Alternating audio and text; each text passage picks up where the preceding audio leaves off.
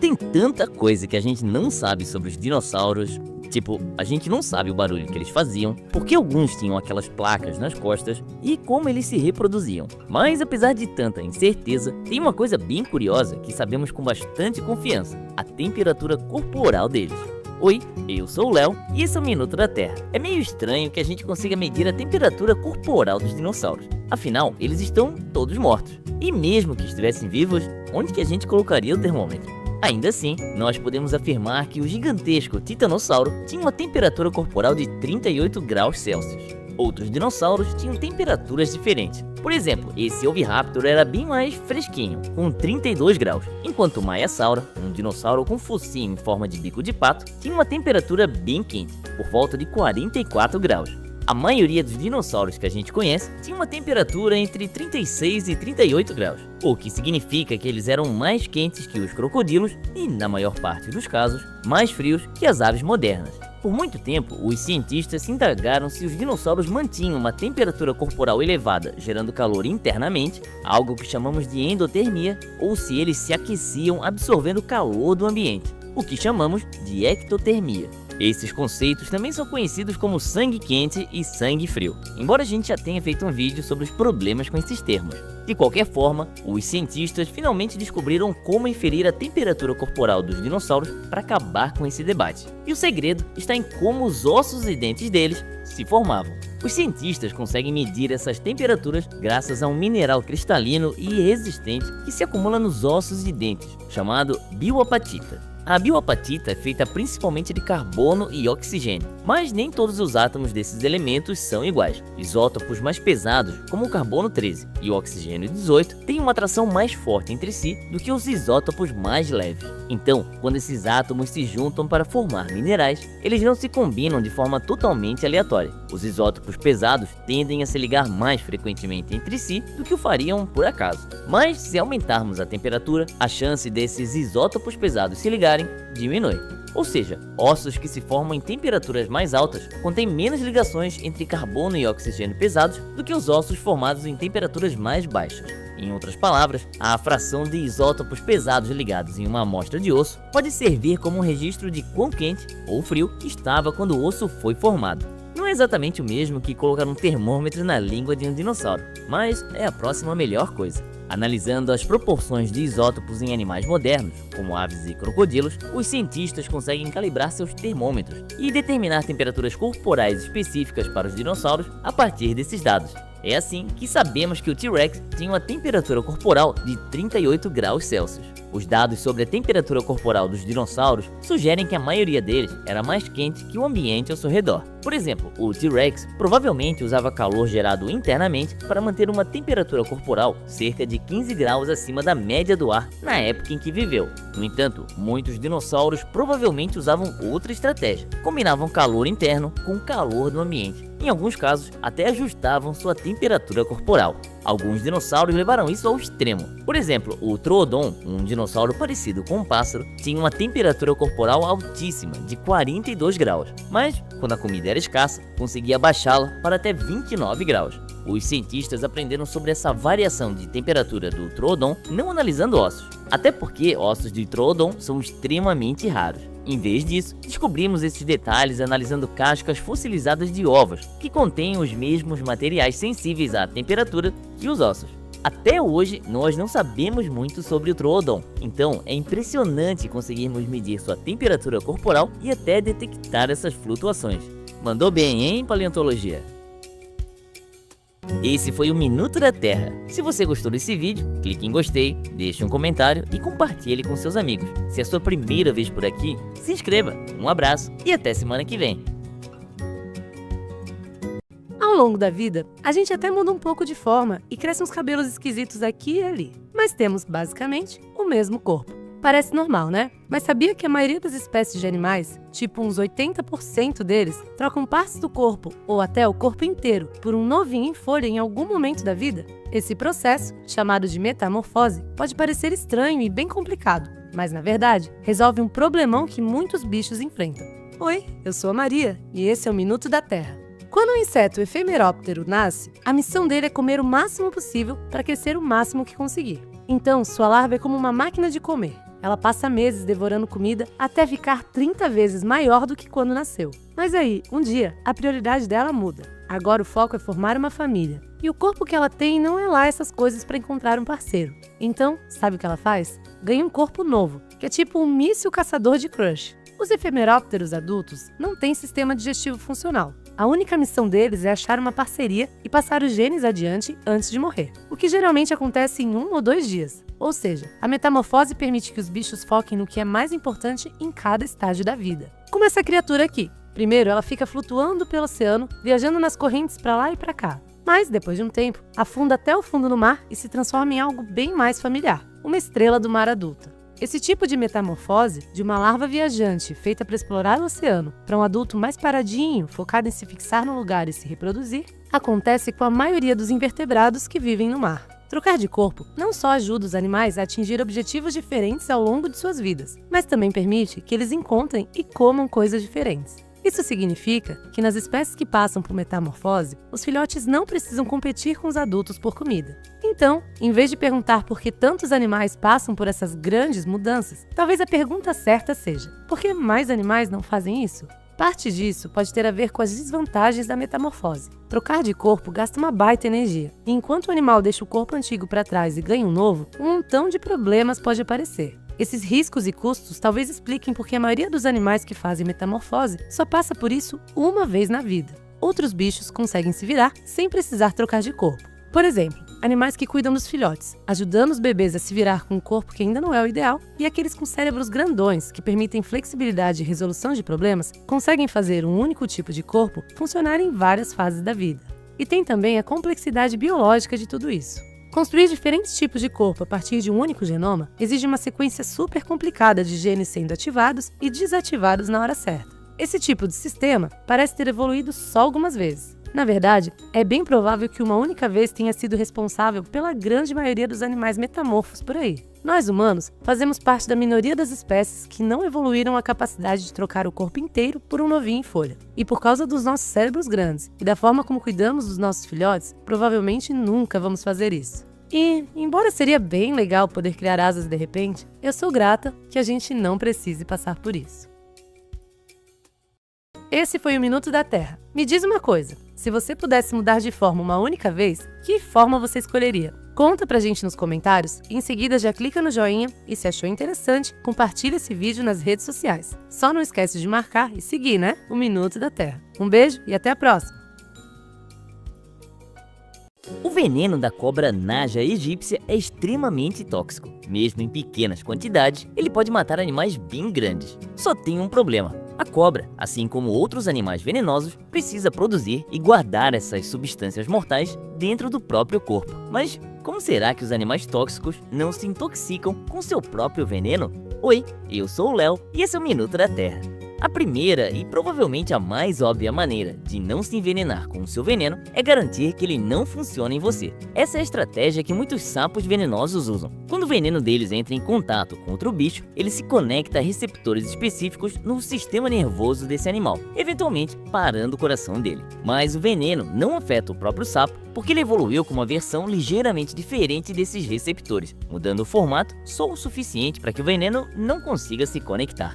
Outra opção é ter um jeito de absorver o próprio veneno antes que ele possa te fazer mal, como faz o pitorrui, um pássaro tropical que tem veneno em suas penas. Para se proteger da própria substância, ele produz proteínas na corrente sanguínea que funcionam como esponjas. Essas esponjas grudam nas moléculas de veneno e, basicamente, as desativam. A próxima estratégia é ainda mais simples: guardar suas toxinas em um lugar onde elas não possam te machucar, como fazem as vespas assassinas e as aranhas viúvas negras. Esses animais podem ser afetados pelo próprio veneno, mas eles ficam armazenados em um lugar isolado do resto do corpo. E, pelo menos para eles, é fisicamente impossível liberar esse veneno contra si mesmo. Por fim, você pode armazenar suas toxinas de forma inativa, como faz o Loris lento, o único primata venenoso do mundo. A toxina que o Loris secreta das axilas é completamente inofensiva sozinha. Só quando um animal lambe a própria axila, misturando a toxina com a saliva, o veneno é ativado. Quando o Loris morde um inimigo, o veneno é transferido para o ferimento da mordida, onde faz a carne da vítima começar a apodrecer.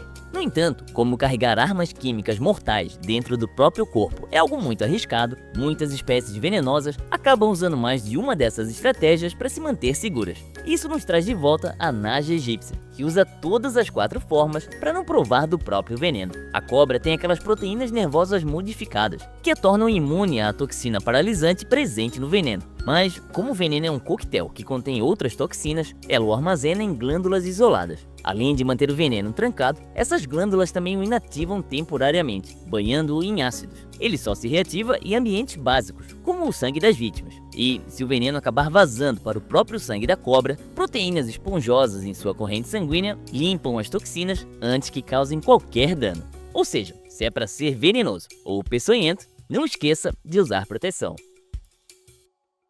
Esse foi o Minuto da Terra. Se você chegou até aqui, já sei que não é uma pessoa tóxica. Então, antes de fechar esse vídeo, clica no joinha e deixe um comentário contando se você, ou alguém que você conhece, já foi atacado por um animal venenoso. Não esquece de seguir nossas redes sociais da descrição e conferir se você já é inscrito no canal. Um abraço e até semana que vem. Um mundo sem predadores. Parece um lugar mais seguro e feliz, né? Mas calma lá. Aqui trabalhamos com ciência. A única maneira de saber de verdade o que aconteceria seria fazer um experimento em grande escala. Pegar uma área bem preservada, dividi-la em várias partes, tirar os predadores do topo da cadeia alimentar de algumas delas e... bom, você entendeu. Mas, por sorte, a gente não precisa ir tão longe, porque alguém já fez esse experimento por nós, sem querer. Oi, eu sou o Léo e esse é o Minuto da Terra. Esse experimento acidental começou entre as décadas de 1960 e 70, quando o governo da Venezuela construiu a enorme usina hidrelétrica de Guri, no rio Caroni. Com isso, surgiu um novo lago, que até 1986 já tinha formado várias ilhas de tamanhos diferentes. Cada uma delas acabou ficando com uma amostra mais ou menos representativa das espécies locais. Mas tinha um detalhe: os predadores do topo da cadeia, como as onças e as árpias, abandonaram ou morreram nas ilhas menores, porque elas simplesmente não eram grandes o suficiente para que eles pudessem caçar. Os cientistas logo perceberam que essa situação configurava um experimento. Eles podiam observar o que acontecia nessas ilhas, algumas com predadores, outras sem, e registrar em tempo real os impactos da ausência dos grandes predadores no ecossistema. Era a chance de responder uma pergunta que há anos gerava debate entre os pesquisadores. Quando os cientistas foram checar as ilhas em 1994, encontraram uma grande bagunça, literalmente. As populações de macacos bugios nas ilhas sem predadores eram até 50 vezes maiores do que nas ilhas onde os predadores ainda estavam presentes. Os roedores também estavam amontoados, com uma densidade 35 vezes maior do que nas ilhas sem predadores. E as formigas cortadeiras, a situação delas era ainda mais maluca. Nas ilhas menores, suas populações chegaram a ser 100 vezes mais densas do que o normal. Mas não foram só os animais que sofreram mudanças. As ilhas sem predadores tinham metade da quantidade de mudas de árvores em comparação às ilhas com predadores. E até o ano 2000, ou seja, apenas 16 anos depois do início desse experimento, essas ilhas já haviam perdido 3/4 de suas espécies de plantas. Um dos cientistas chegou a descrever uma das ilhas como um lugar quase sem árvores, coberto por um emaranhado impenetrável de cipós. Mas como a perda dos grandes predadores conseguiu causar uma transformação ecológica tão gigantesca? Bom, sem predadores para mantê-los sob controle, as populações de herbívoros fizeram a festa. Alguns desses bichos devoraram seu suprimento habitual de comida e, quando ela acabou, começaram a atacar plantas que normalmente nem tocavam. No fim, comeram tudo o que encontraram pela frente. Enquanto isso, outras criaturas, como as formigas cortadeiras, carregavam restos de plantas tão rápido que nada sobrava para se decompor no solo e repor os nutrientes de que as plantas precisavam. O resultado, só algumas poucas espécies mais resistentes conseguiram sobreviver e acabaram dominando tudo. Segundo os cientistas, remover os predadores do topo da cadeia alimentar causou um colapso ecológico. E as ilhas do Lago Guri não são o único exemplo desse tipo de pré-desastre. Situações parecidas já aconteceram em lugares onde lobos, lontras marinhas e até estrelas do mar desapareceram. No fim das contas, os predadores não estão impedindo uma utopia perfeita. Na verdade, eles são parte essencial para manter o equilíbrio dela. A maioria dos seres vivos na Terra precisa de oxigênio para sobreviver, até mesmo as plantas. E todos eles usam esse oxigênio de maneira praticamente igual. Mas, recentemente, cientistas descobriram uma espécie de bactéria que usa o oxigênio de uma forma totalmente diferente de qualquer outro organismo na Terra. Oi, eu sou o Léo e esse é o Minuto da Terra. átomos de oxigênio são muito bons em se ligar a elétrons. Na verdade, a forma como obtemos energia dos alimentos, também conhecida como respiração, envolve combinar o oxigênio que respiramos com hidrogênio e elétrons. Mas eles não são simplesmente combinados. Em vez disso, os elétrons são retirados de moléculas dos alimentos e passados adiante ao longo de uma cadeia de proteínas. Quando os elétrons chegam aos átomos de oxigênio, eles se combinam com hidrogênio e oxigênio para se tornarem água, gerando a energia que os organismos precisam para sobreviver no processo. Porém, existem lugares na Terra que não têm oxigênio, e organismos que vivem nesses lugares evoluíram para usar elementos que não o oxigênio para receber elétrons. Mas é o oxigênio que permite que os organismos gerem mais energia, o que nos traz de volta àqueles organismos especiais que eu mencionei antes. As bactérias-cabo. As bactérias-cabo vivem em sedimentos lamacentos no fundo de lagos rasos, onde se alimentam de sulfeto de hidrogênio. Não há oxigênio nessa lama. Existe, no entanto, oxigênio na superfície da lama, aproximadamente 1 centímetro de distância de onde as bactérias-cabo se alimentam. Mas as bactérias-cabo são, bactérias. Então, o oxigênio poderia muito bem estar a um mundo de distância. No entanto, elas têm uma solução criativa para esse problema. E é daí que vem o nome delas. Elas formam uma linha de conga semelhante a um cabo de milhares de células que se estende para cima de sua fonte de alimento até a superfície. As células na base da linha de conga absorvem alimentos e passam elétrons através de uma cadeia de proteínas, como outros organismos fazem. Mas para chegar ao oxigênio, esses elétrons são encaminhados para pequenos fios biológicos que percorrem uma membrana compartilhada que envolve todas as células na linha de conga. Dessa forma, os elétrons são trazidos até a superfície, onde o oxigênio está esperando para se ligar a eles, nessa etapa final da respiração. Na maioria dos outros organismos, isso geralmente ocorre na escala de nanômetros dentro de uma única célula. Mas as bactérias-cabo estendem essa etapa para uma distância que abrange o comprimento de mais de 10.000 células. As bactérias-cabo são literalmente fios vivos, o que as torna fascinantes para os cientistas. Muitas bactérias vivem em ambientes sem oxigênio e muitas vivem em ambientes com ele. Então, nenhuma dessas coisas é fora do comum. Mas nada mais que conhecemos vive como um snorkel elétrico para se beneficiar do oxigênio em um ambiente onde nenhuma outra bactéria tem acesso a ele. E o fato de só termos descoberto sobre essas bactérias há cerca de uma década me faz pensar: que outras formas estranhas de vida existem por aí, bem debaixo do nosso nariz? Esse foi o Minuto da Terra. Se você acabou de descobrir a gente, não perde tempo e se inscreve já no canal. E não esquece de curtir esse vídeo, deixar um comentário e compartilhar por aí. Um abraço e até semana que vem. 20 anos atrás, graças a um grande avanço científico, pensamos que estávamos prestes a curar o câncer. Mas estávamos errados. Agora, no entanto, uma nova ideia pode virar a anterior de cabeça para baixo. Oi, eu sou o Léo e esse é o Minuto da Terra. Por muito tempo, os médicos sabiam que existem muitas mutações genéticas diferentes que podem causar câncer. Até mesmo o mesmo tipo de câncer, como o câncer de mama, por exemplo, pode ser causado por mutações bem diferentes. Isso significa que um tratamento que funciona bem para uma pessoa com câncer de mama não necessariamente funciona bem para outra pessoa com o mesmo tipo de câncer. Por isso foi bastante empolgante quando, algumas décadas atrás, os testes genéticos avançaram o suficiente para que os cientistas pudessem analisar o câncer de um paciente, identificar a mutação que o causou e então, uma vez que descobrissem um tratamento eficaz para aquele paciente específico, eles poderiam essencialmente copiar e colar esse tratamento para todos os outros com a mesma mutação causadora do câncer. O que parece ótimo. E os resultados iniciais foram super promissores. Por exemplo, pesquisadores copiaram e colaram um tratamento que funcionou para um paciente com câncer de mama com uma mutação específica e descobriram que 80% das outras pessoas com a mesma mutação poderiam ser curadas com o mesmo medicamento. Os cientistas presumiram que, à medida que identificassem mais mutações e desenvolvessem mais medicamentos, logo chegaríamos ao ponto em que, sempre que alguém tivesse câncer, poderíamos destruí-lo copiando e colando um tratamento específico para aquela mutação. Mas isso, obviamente, não aconteceu. Primeiro, existem muitos medicamentos contra o câncer e muitas mutações causadoras de câncer diferentes por aí. E os cientistas só encontraram algumas combinações específicas que realmente funcionam. Segundo, mesmo quando os cientistas encontram uma combinação que funciona em um paciente e fazem todo o processo de copiar e colar, exceto em alguns casos selecionados, o tratamento não funciona tão bem em outras pessoas com a mesma mutação. Acontece que a forma como a maioria dos cânceres responde ao tratamento não depende apenas da mutação que os causou, mas também de vários outros fatores complicados que podem variar de pessoa para pessoa. Como resultado, os tratamentos copiados e colados, que os cientistas antes pensavam que poderiam basicamente curar o câncer, mal funcionam melhor do que tratamentos tradicionais como radiação e quimioterapia.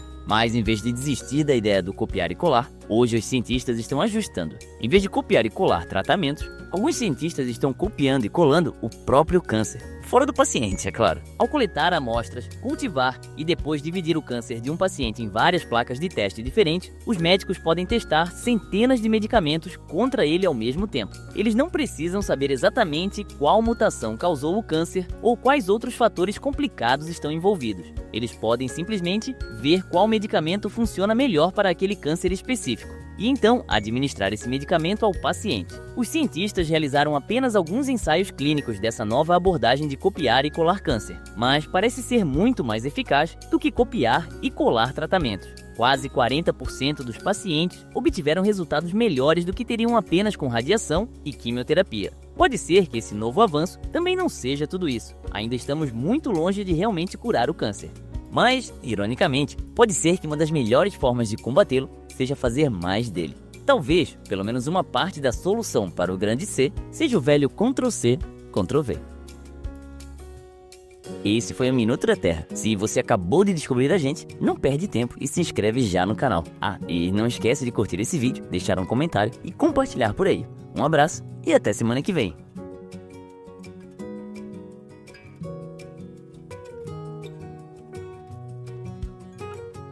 O famoso Grand Canyon é super largo e super profundo, o que pode fazer você pensar que o Rio Colorado, que o atravessa, seja especialmente antigo e poderoso. Pelo menos era isso que eu achava. Mas existem rios tão antigos quanto, e até mais fortes, que não formaram canyons enormes. Isso porque, embora a água e o tempo sejam essenciais para criar um desfiladeiro, existe um terceiro ingrediente secreto que permite um rio esculpir algo realmente impressionante. Oi, eu sou o Léo e esse é o Minuto da Terra.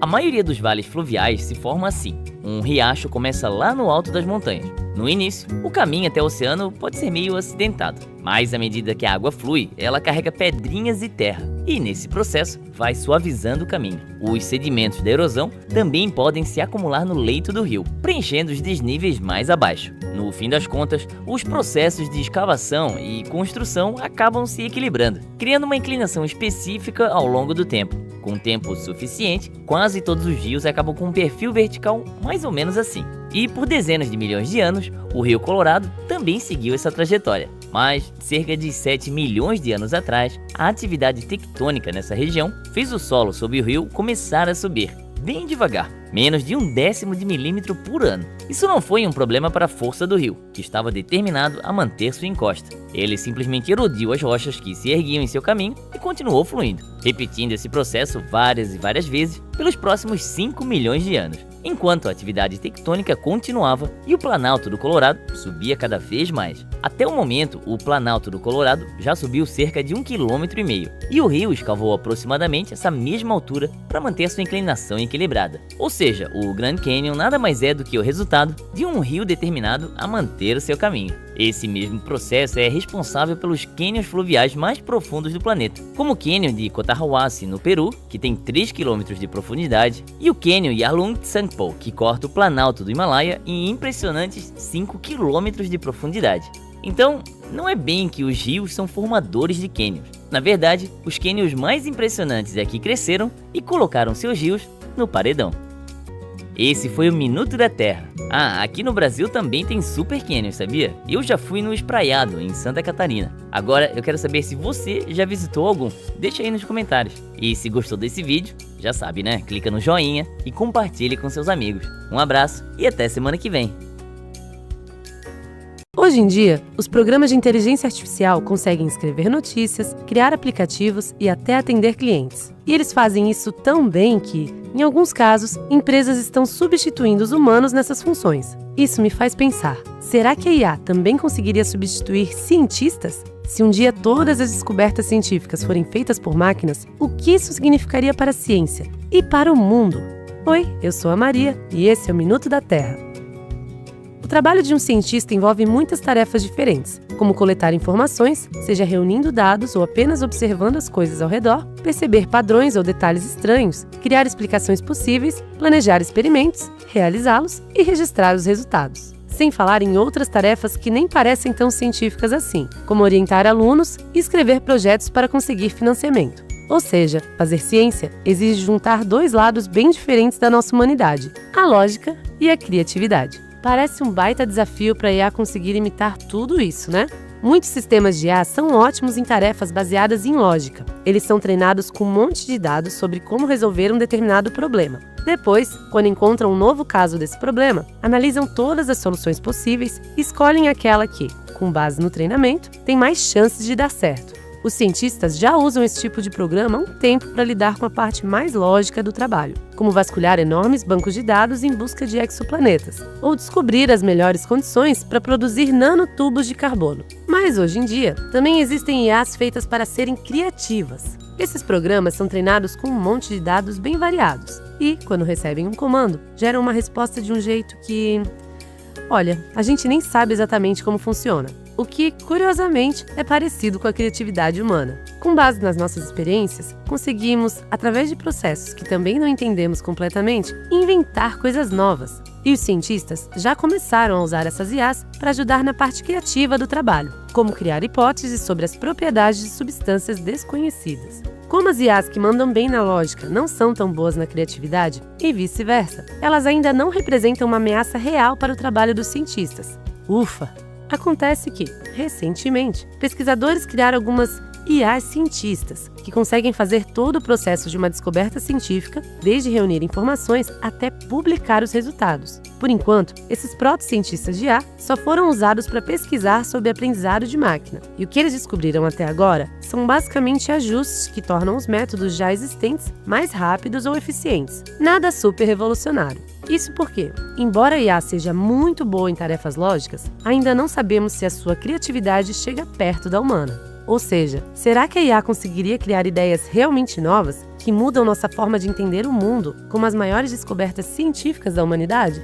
Ainda não dá para dizer se ela poderia, de fato, substituir os cientistas humanos ou apenas ajudá-los no trabalho. E mesmo que um dia a gente consiga deixar toda a ciência nas mãos da IA, será que deveríamos?